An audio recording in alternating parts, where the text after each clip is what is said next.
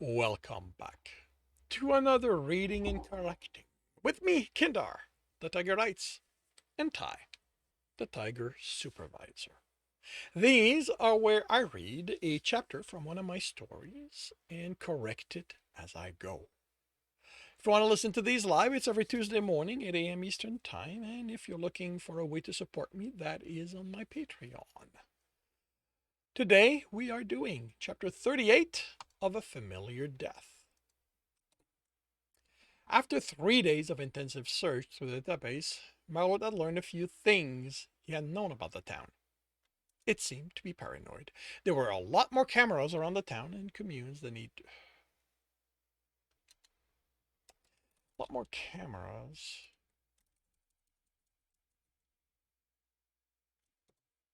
than he'd ever expected. Doorways. Sure, that made sense. Street corners, the council building, and even understood why there would be cameras inside the packing building to make sure no one decided to eat something they weren't supposed to. But why bother putting them inside the storage buildings? It wasn't like anyone went there. The vegetables or grain trucks connected to them from the outside and emptied their contents into the conveyor belts, making mountains inside the buildings. Automated loaders moved them to other conveyors where it was time to pack them. He figured out that there was no way the town had someone watching all those fees, even if he'd found the dozen terminals where they played on. No one could stay sane, having to watch such numbing nothing for days on end. He'd had the advantage of looking through the footage at an accelerated rate for the last day, and even he was starting to doubt his sanity. And he realized that Valoran had been even smarter than he'd expected. He hadn't only deleted the videos with the incriminating evidence, he'd erased the same time period across multiple video feeds, varying them each time. Which meant there was no way to work out what deleted feed had to be rebuilt. He would be there for months looking at those restored recordings. He would go insane long before that. To pass the time, and in hopes Valoran had missed something, Marlot was also going through the undeleted recordings of the last few months, looking for anything that looked onto a hidden corner or inside a window, and yes, all those cameras inside the storage warehouse. In one day, he'd caught three couples having sex in back alleys, two drug deals, half a dozen theft of vegetables by town folks of all people, not farmers. This town wasn't as free of fleas as the council liked to claim. It made Marlot feel a little better. Unfortunately, no one in the recordings were on the council, or important enough it would be worth doing something about it. He yawned and had considered shutting everything down to either go to bed or give up on this, he wasn't sure which, when he caught motion in one of the small images on the screen. Another theft in one of the storage buildings. He almost got up, but an impression of orange and black stopped him. When he looked back at that feed, there was nothing. Maybe he'd imagined it in his exhaustion? He rewound it, maximized the video, and watched as a tiger entered from the bottom left of the camera of the screen and made it a quarter of the distance in, then vanished. He'd been there, now he wasn't anymore. He rewound and looked again. It was a cut. He checked the code and timestamp and found an hour had been removed.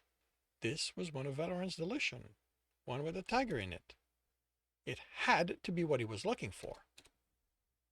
He set one of the programs to restore deleted footage from his feed and leaned back in the chair. He kept exhilaration from growing.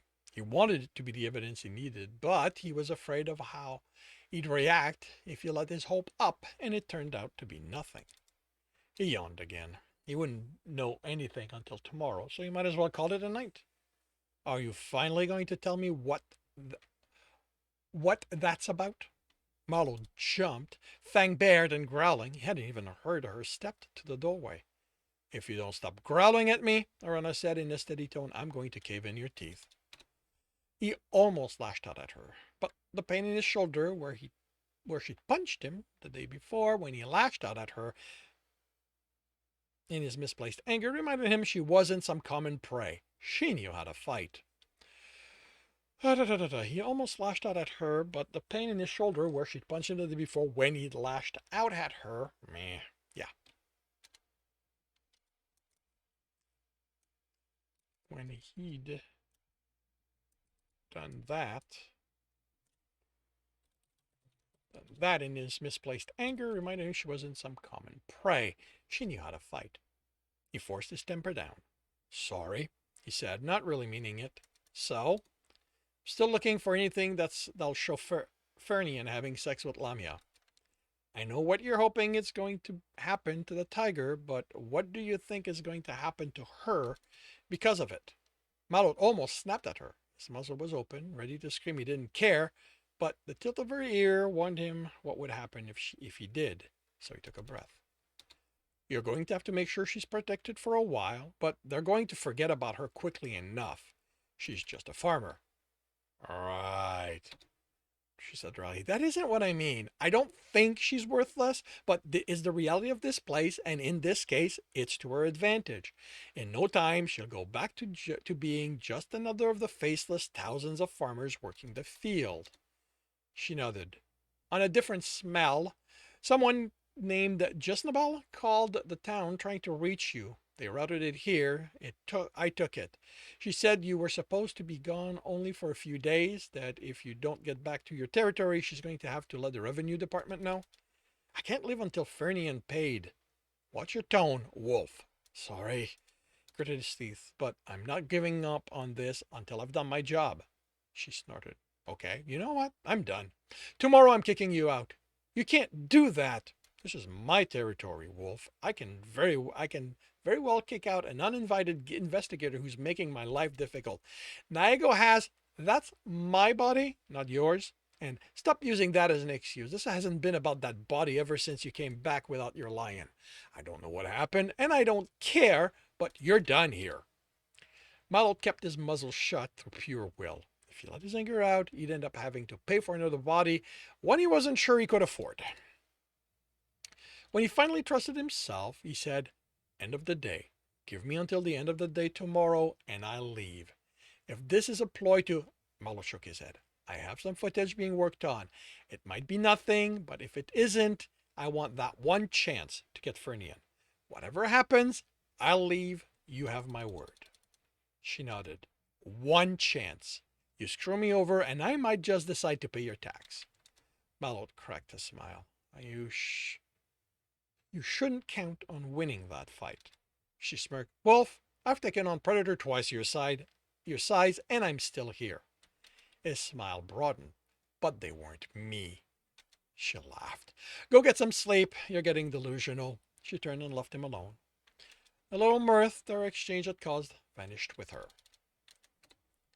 When he came back to the computer the next morning, chewing on a cold piece of meat, he was surprised his program didn't have a handful of viewable frame.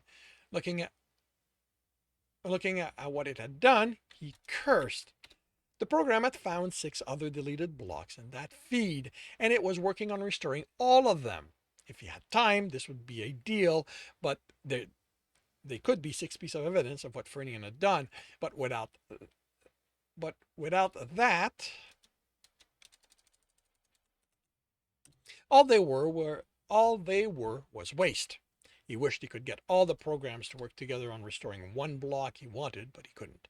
He also wished he had access to a more powerful computer, but that wasn't going to happen in the day he had left. So he forced the program to focus on that one and hoped it would work fast enough.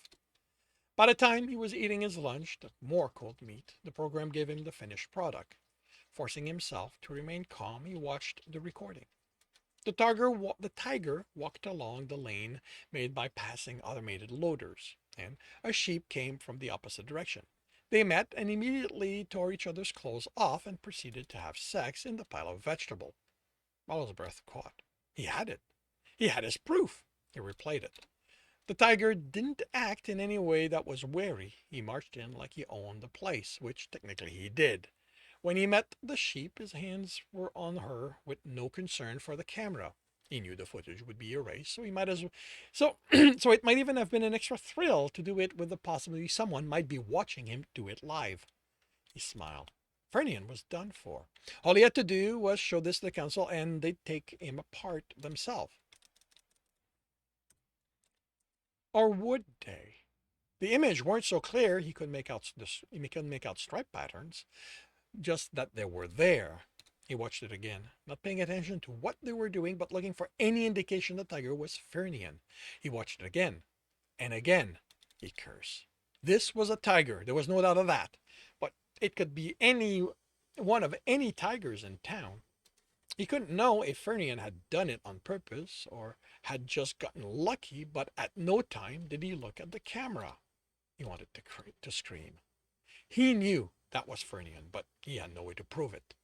Maybe if he went through the rest of the deleted footage on the feed, there might be something, a clear picture of his face, but there was no way to know if the blocks he'd restored would have it. He could only run 3 copies of the program, so he could only get an extra 3 blocks restored. He should have gotten all of them working on that the moment he'd seen he had multiple blocks, but had been too focused on this one. And there might not have been anything on them. With Valoran deleting extra random blocks to cover his tracks, those might be just that, random. But they were what he had. He needed to take the risk. And thinking of Valoran rendered him, he had another way to link Ferdinand to the recording. He could trace the payments. It took him a few hours. Ferdinand, for all that he was an old male, had known a thing or two about covering his financial tracks. But Marlot had managed to link every payment to one of Ferdinand's direct account. He hadn't used the commune's finances to pay Valoran, because that would have been noticed by whoever handled that. As an afterthought, while waiting for the restoration to be done, he obscured who had received the payment. This change wouldn't fool anyone who knew what they were doing, but it would protect Valoran from the council, and the beaver could handle any extra protection himself if they hired a professional to find out who the hacker had been. An hour later, the first of the new videos was done and showed over an hour of nothing. Same with the following one, and while the third did show Ferdinand and a sheep having sex, it was in the shadow of a pile of vegetable instead of in plain view, and Marlot could barely see the stripes, let alone tell who it was. His one video, along with the payment, would have to be enough, because he didn't have any more time. He either took this to the council or left with his tail between his legs. And that concludes chapter 38 of A Familiar Death. If you are enjoying this, please leave a like. If you want to know when the next chapter is going to be up, subscribe and hit the bell. If you want to read the story, the whole story, as well as the other books in the series, they are available on all major e-retailer. If you're looking for a different way to support me, that is on my Patreon. And if you want to listen to these live, it's every Tuesday morning, 8 a.m. Eastern Time on Twitch. The links are in the notes. And with that, I shall wish you a good day.